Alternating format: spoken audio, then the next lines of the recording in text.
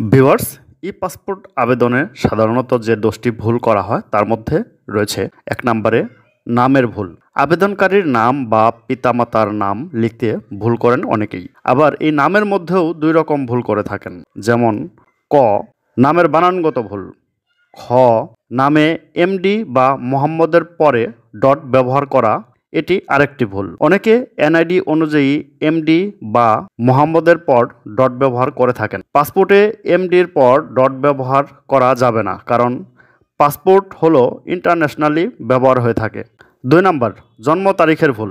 অনেকের জন্ম তারিখ 2 জায়গায় 2 রকম, যেমন এনআইডিতে একরকম এবং এডুকেশনাল সার্টিফিকেটে আরেক রকম। তাদের ক্ষেত্রে আমার সুপারিশ হলো ই পাসপোর্ট আবেদন করার পূর্বে হাতে সময় থাকলে অবশ্যই আপনি এনআইডিতে থাকা জন্ম তারিখটি সংশোধন করে তারপর ই পাসপোর্টের জন্য আবেদন করবেন। 3 নম্বর ঠিকানা প্রদানে ভুল। আবেদনকারী প্রায়ই ব্যক্তিগত ঠিকানা প্রদানে ভুল করে থাকেন। অনেকে এনআইডি বর্তমান ঠিকানা স্থায়ী ঠিকানা হিসেবে ব্যবহার করেন, যার কারণে পুলিশ ভেরিফিকেশনে রিওয়ার্ক বা কারেকশন আসে। সেক্ষেত্রে পরামর্শ থাকবে আবেদনপত্র পূরণ করার পূর্বে বিষয়টি খেয়াল রাখবেন। 4 নম্বর ভ্রমণের বিশদ বিবরণ প্রদান না করা। আপনি পূর্বে কোন কোন দেশে ভ্রমণ করেছেন তার বিবরণ সঠিকভাবে প্রদান করুন। আপনার যদি পূর্বে পাসপোর্ট থাকে, আপনি যদি পূর্বে অন্যান্য দেশে ঘুরে থাকেন, সেই তথ্যগুলো আপনার আবেদনপত্রে অবশ্যই পূরণ করতে ভুলবেন না। 5 নম্বর অর্থ প্রদানের ভুল। সঠিকভাবে আবেদনপত্র ফি প্রদান করুন এবং নিশ্চিত করুন যে এটি সঠিকভাবে প্রক্রিয়া করা হয়েছে। 6 নম্বর স্বাক্ষরের ভুল। সঠিকভাবে স্বাক্ষর না করা আরেকটি ভুল। স্বাক্ষর দিতে তাড়াহুড়া করবেন না। পাসপোর্টে অস্পষ্ট স্বাক্ষর আপনার ভোগান্তির কারণ হতে পারে, তাই আপনার অন্যান্য অফিসিয়াল নথির সাথে ধারাবাহিকভাবে আবেদনপত্রে স্বাক্ষর করুন। 7 নম্বর পাসপোর্ট নম্বরের ভুল। যাদের পূর্বে পাসপোর্ট রয়েছে তারা পূর্বের পাসপোর্ট নম্বর আবেদনপত্রে টাইপ করার সময় কমপক্ষে 2 বার চেক করুন, এতে করে ভুল হওয়ার সম্ভাবনা থাকবে না। 8 নম্বর আবেদনের অবস্থা পর্যবেক্ষণে ভুল। আমরা অনেকেই নিয়মিতভাবে ই পাসপোর্ট আবেদনের অবস্থা বা স্ট্যাটাসগুলো সময় মতো চেক করি না। তাদের জন্য পরামর্শ থাকবে আপনি সময় মতো স্ট্যাটাসগুলো চেক করুন এবং কোথাও দীর্ঘ সময় পেন্ডিং থাকলে সেটি সমাধান করার জন্য সংশ্লিষ্ট অফিসে যোগাযোগ করুন।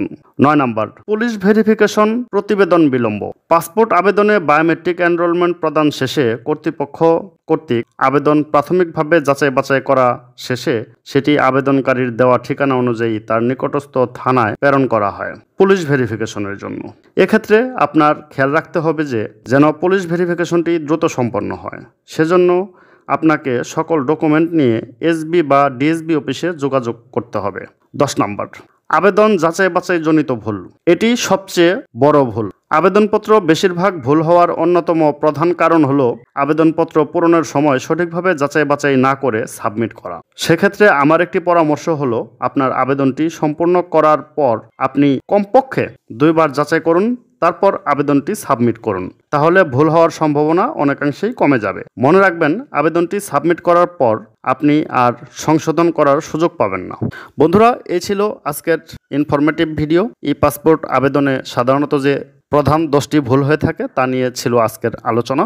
ভিউয়ার্স, ভিডিওটি ভালো লাগলে অবশ্যই লাইক কমেন্ট শেয়ার করে পাশেই থাকবেন, অন্যান্যদের দেখার সুযোগ করে দিবেন। আপনি যদি আমার চ্যানেলের নতুন দর্শক হয়ে থাকেন অবশ্যই চ্যানেলটি সাবস্ক্রাইব করে পাশে থাকা বেল আইকনটি অন করে দেবেন এরকম ইনফরমেটিভ ভিডিওর নোটিফিকেশন পাওয়ার জন্য। থ্যাংক ইউ ভিউয়ার্স, আসসালামু আলাইকুম।